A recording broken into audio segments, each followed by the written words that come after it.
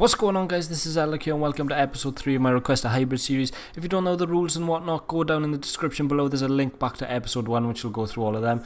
And yeah, enjoy the episode. First off, I just want to say a massive thank you to everyone that commented on the video. There were a lot of good suggestions down in the comment section below, but as it was Plongstar's birthday, I decided to go with his comment, which was De Bruyne, Handanovic and Aduriz' Scream card. They were all the perfect values, as you'll be able to come up here. Aduriz was about 12k. Handanovic was about 12k, Aduriz was about 60k, and then De Bruyne was about 226k. As you can see, they're all different nationalities, all different leagues. Like I always say, you know, I don't mind any player that's recommended to me. As you can see here, the prices will all be popping up, as well as the amount.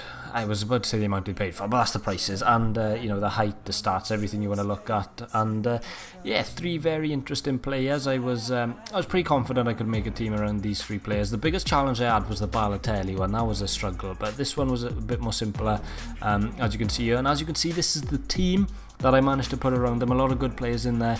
Vincent Kompany, Miranda, the 2 centre halves. Got an inform there with Mario Suarez. We've got a likes of Nani there. We've got a few Man City players. I did use a bit more Man City players than I wanted to use. It got a bit boring with Man City players, but I was spending a while on this team, and I got to the point where I was like, right, I'm just going to make it simple and I'm just going to play with them. Like I say every episode, if you want me to edit them different and put different clips in, I can. If you want me to play more games with them, I can as well, because I only play 5 games at the moment. If you want me to play more and show you more goals with them, then I can do that, but I'm playing in Division 1 with these teams, and it is hard. So as you can see there, Aduriz scored his first goal in the first game. He was so good in the air, really good player in the air. I'll give you the strong points about all the players. Kevin De Bruyne really was just like he was in real life. I'll put some saves in from Handanovic in this episode as well, just because he was the keeper that was recommended. But yeah, De Bruyne was just like he was in real life. He got into the right spaces, he picked up the ball in good places and managed to play in the likes of Navas and Nani. And as you can see here, I was under the cosh a lot, and Handanovic pulled it out the bag a lot. He was really solid for me, to be fair. Handanovic, really impressed with him. Once again, thank you, Harvey, for the suggestion of the players. Aduriz there doing a nice bit of footwork. It was hard, I'm not going to lie. I think I played 5 games, or well, it'll say 6 on the stats, but that's just because in one game some guy literally quit in the first minute. But I played 5 games with them, and I think I won 3 and lost 2. Which isn't too bad considering it's Division 1 and it's a hard division. This was a good save here from Handanovic. He came out, just teased him, and then Castro missed the shot there. But yeah, like I said, it was hard. I was playing some really good players. I'll also be playing the Weekend League this weekend, so please stick around on my channel for that. I'll also have some Swansea Career Mode videos going up for the Weekend League, and I'll be posting my progress in the Weekend League. I'm still trying to find a team that I can play in that, because I haven't played with a team so far. That really makes me think that I can do well in the Weekend League with it, so that's what I'll be doing from now until when it starts. But yeah, as the goals are coming to a close, I'll talk a bit more about the player ratings and stuff.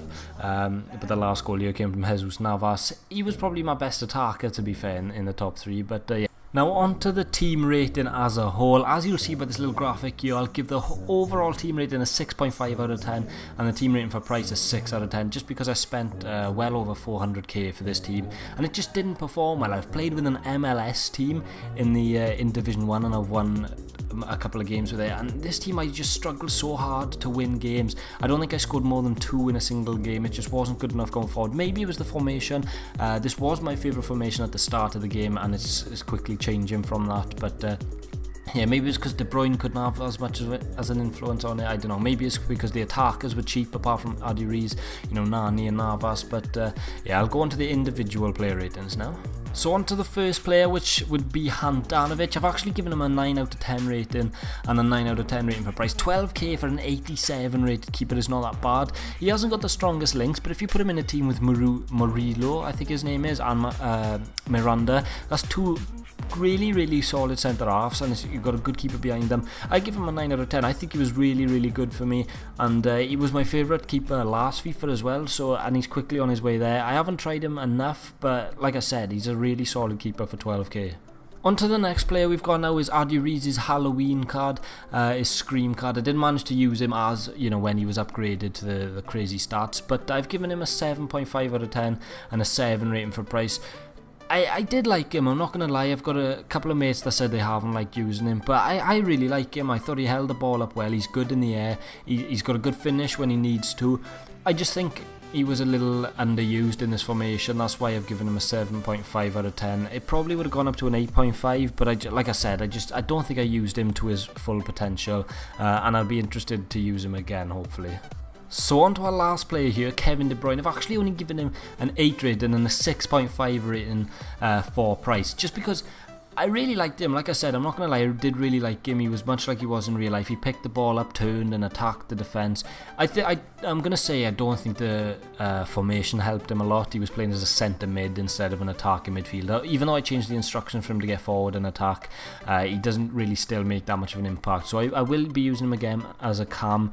But like I said, just this time I didn't rate him that much. And for the role that he was playing, I've given him a 6.5 rating for price just because there are better players. So on to the worst player now, and a player I have absolutely no shame in calling out. I've given Nani, the worst player, a 4 out of 10 rating. I probably should have dropped that down to a 3.5 or a 3, and a 3 rating for price. Literally the worst player I've used to date on this Ultimate Team.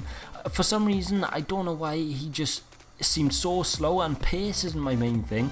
But I'd play him in on goal and he'd be 1-on-1 with the keeper, and the defence would just catch him up so easily. I don't know, he was so sloppy on the ball, his passes were going astray everywhere. It was a toss-up between him and Mario Suarez, but Mario Suarez was a bit more consistent in the fact that he didn't do too much wrong noticeable, whereas Nani was just constantly irritating me. So I've given him this rating, and I think he fully deserves it. No goals in 6 games as well, that's pretty poor. So now we're actually on to the best player that I thought that was in this team. Vincent Kompany, maybe surprising, the defender, but as you may have seen from the highlights, I was under the cosh a little bit, and well, quite a lot in the couple of games in Division 1. Coming up against some really good players and some really good FIFA players. He was solid. Him and Miranda, there was a toss-up between him and Miranda for best player. And yeah, I just really like Kompany. The whole back line I enjoyed, to be fair.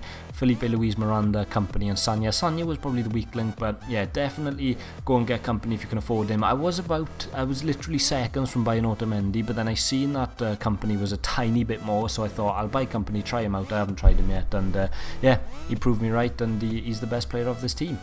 Like I said earlier, all the rules and whatnot are in episode 1, so if you want to see them more thoroughly, then please go check out episode 1. But as you can see, the rules are on your screen right now. 1 player between 0 and 50k, 1 player between 50 and 100k, and 1 player between 100k and 300k. Recommend me any 3 players down in the comments below within them price ranges for Ultimate Team, and I'll try and get them in a squad. Thank you all for your comments on this episode, and hopefully I will I'll pick your team next time. Thanks for watching, guys, and peace.